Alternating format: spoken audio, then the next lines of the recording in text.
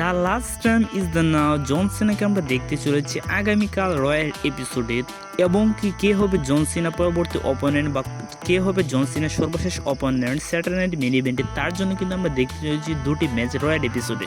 তো আমরা আগামী রয়্যাল এপিসোডে কিন্তু দুটি the last time is the now টুর্নামেন্টের ভালো ভালো ম্যাচ দেখতে চলেছি, এবং সেই ম্যাচটি হতে চলেছে প্রথম রাউন্ডের ম্যাচ।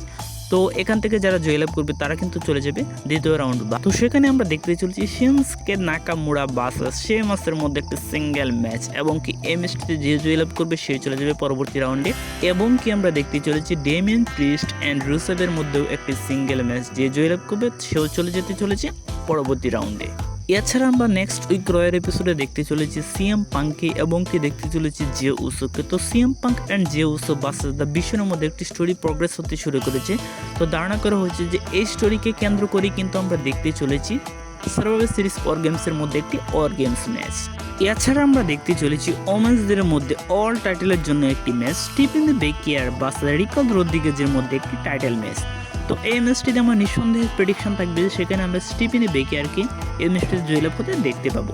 এছাড়া আমরা দেখতে পাবো ওমেন্সদের মধ্যে আরও একটি ওমেন্স ট্যাগ টিমের জন্য একটি টাইটেল ম্যাচ। তো সেখানে আমরা দেখতে চলেছি বর্তমান women's champion Alexa Bliss and Charlotte Flair versus Asuka and Kairi সেনের মধ্যে একটি ট্যাগ টিম ম্যাচ। তো এই ম্যাচটিতে আমি নিঃসন্দেহে বলতে পারি যে এই ম্যাচটিতে শার্লেট প্লেয়ার এবং অ্যালেক্সা ব্লেস তাদের কিন্তু টাইটেলটিকে রিটেন করতে সক্ষম হয়ে যাবে। তো এই ছিল আজকের ভিডিও ভালো লাগলে অবশ্যই লাইক, কমেন্ট এবং সাবস্ক্রাইব করে পাশে থাকবেন। ধন্যবাদ সবাইকে।